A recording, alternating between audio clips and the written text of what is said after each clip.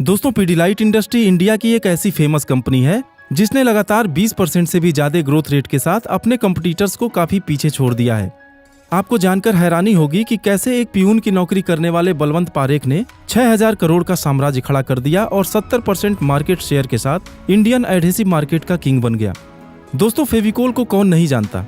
असल में बात जब कुछ चिपकाने की होती है तो हिंदुस्तान का कोई भी घर ऐसा नहीं होगा जो कभी न कभी इस कंपनी के प्रोडक्ट को यूज ना किया हो। तो आज की हमारी इस वीडियो में हम जानने वाले हैं पीडीलाइट इंडस्ट्रीज की उन कमाल की बिजनेस स्ट्रेटजीज के बारे में जिसने इस कंपनी की मोनोपोली क्रिएट करते हुए एडहेसिव मार्केट में एशिया की सबसे बड़ी कंपनी बना दिया। दरअसल पीडीलाइट की केस स्टडी आपके उन फंडामेंटल्स को क्लियर करेगी जो हर बिजनेस के सफलता की गारंटी है। तो चलिए वीडियो को शुरू करते हैं। गुजरात में पैदा हुए बलवंत पारेख एक लॉ ग्रेजुएट थे, लेकिन कभी प्रैक्टिस नहीं किए और एक वुड ट्रेडिंग कंपनी में पियून का काम करते हुए उन्हें पता चला कि मार्केट में केवल एनिमल फैट से बना हुआ बदबूदार एडहेसिव ही मौजूद है। पारेख साहब अपना खुद का बिजनेस शुरू करना चाहते थे और इसमें उनको एक अपॉर्चुनिटी दिखी। दिमाग में एक केमिकल बेस्ड हाइजेनिक एडहेसिव बनाने का आइडिया आया और इस तरह से सन 1959 में पीडीलाइट ब्रांड की शुरुआत हुई। दोस्तों, एडहेसिव बनाने वाली बहुत सी कंपनियों के मार्केट में मौजूद होने के बाद भी आखिर पीडीलाइट इंडस्ट्रीज ने ऐसी कौन सी स्ट्रेटजी अपनाई जिससे वो सबका फेवरेट ब्रांड बन गई। आइए हम आगे वीडियो में जानने की कोशिश करते हैं। Number 1, direct marketing. Fevicol brand ने डीलर्स और रिटेलर्स पे फोकस न करते हुए डायरेक्ट कॉन्ट्रैक्टर्स, कारपेंटर्स और प्लम्बर्स पर फोकस किया, क्योंकि उन्होंने मार्केट रिसर्च में पाया कि कंस्ट्रक्शन में डिजाइन तो ओनर का होता है, लेकिन उसमें लगने वाले मटेरियल्स का फैसला काम करने वाले लोग ही लेते हैं। और उन्होंने स्पेशल प्रोग्राम के जरिए उन लोगों को फेविकोल के फायदे बताने शुरू किए, जबकि उन्हें फ्री में ट्रेनिंग और डिजाइन बुकलेट देकर इमोशनली फेविकोल ब्रांड के साथ अटैच्ड कर लिया। और जब हमारे प्रोडक्ट का एंड यूजर ही हमारा प्रचार करने लगे और दूसरों को रिकमेंड भी करने लगे तो सफलता की बुलंदियां दूर नहीं रह जाएंगी। Number 2, promotion strategy and innovative marketing. दोस्तों, फेविकोल ने अपने ब्रांड को प्रमोट करने के लिए जबरदस्त मार्केटिंग की और लोगों के दिमाग में बसा दिया कि हर चिपकाने वाली चीज फेविकोल होती है। असल में किसी फेमस सेलिब्रिटी को ब्रांड एम्बेसडर बनाने की वजह एक कॉमन मैन को इस्तेमाल किया गया, जिससे कि हर आम आदमी उनसे कनेक्ट हो सके। और अगर सही मायने में देखा जाए तो अब प्रोडक्ट नहीं बल्कि इमोशंस बिकने लगे। और गौर करने वाली बात यह है कि फेविकोल के टीवी कॉमर्शियल्स ने हमारे दिमाग में अपनी जगह बना ली। चलिए आपको कुछ याद भी दिलाता हूँ। धर्मा की दुल्हन जो ब्याह के आई, संग टू सीटर सोफा ले आई। कबाड़ी वाली, पर ये सनग्लासेस, इयररिंग, बैग, सैंडल्स, ये सब तो मेरे हैं। टूट गए तो तूने तो फेंक दिए और मैंने चिपका लिए। Oh no! Oh yes.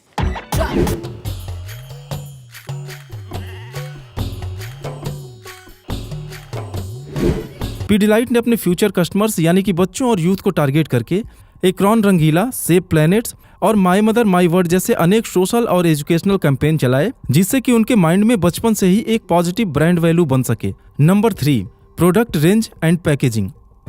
दोस्तों, एक बार फेविकोल की पहचान बन जाने के बाद कंपनी ने अपने प्रोडक्ट की रेंज को बढ़ाना शुरू किया। आपको जो भी चिपकाना हो, चाहे वो पेपर हो, फर्नीचर हो, रबर, फोम या फिर वॉलपेपर हो, सबका सॉल्यूशन पीडीलाइट के पास था। और कमाल की बात यह भी थी कि वो हर साइज में मौजूद था। आप अपने जरूरत के हिसाब से चाहे तो 10 रुपए का फेविकोल ट्यूब भी ले सकते हैं या फिर 50 किलो का पैक भी। किसी को अगर महंगा चाहिए तो फेविकोल ले सकते हैं और थोड़ा इकोनॉमिकल चाहिए तो फाल्को फिक्स ले सकते हैं, लेकिन क्वालिटी सबकी अच्छी हो, इस बात का हमेशा ख्याल रखा गया। Number 4, no space for competitors. दोस्तों, पीडीलाइट की शुरू से ही स्ट्रेटजी रही है कि उन्होंने कभी कंपटीशन को पनपने ही नहीं दिया। जो भी कंपनी एडहेसिव मार्केट में अच्छा करने लगती या फिर कोई नया प्रोडक्ट लेकर आती थी जिसे बनाने में टाइम लग सकता था, तो पीडीलाइट उस कंपनी के एक्विजिशन की कोशिश शुरू कर देती थी और जल्दी से जल्दी उसको अपना बना लेती थी।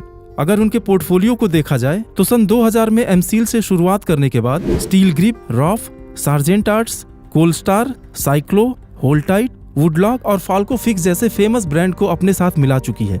दरअसल पीडीलाइट ने कभी अपने सक्सेस से डिस्ट्रैक्ट होकर किसी और फील्ड में एक्सपेंशन के बारे में सोचा ही नहीं और एक फोकस्ड अप्रोच के साथ एडहेसिव इंडस्ट्री को ही लीड करती रही। Number 5, easy availability.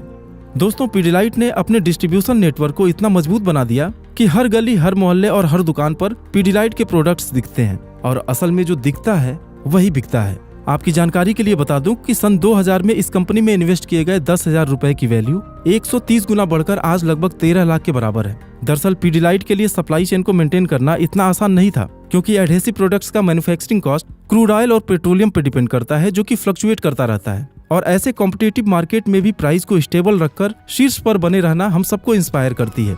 तो दोस्तों, उम्मीद है कि पीडीलाइट के केस स्टडी से आपको जरूर कुछ सीखने को मिला होगा। आपका बहुमूल्य समय देने के लिए धन्यवाद।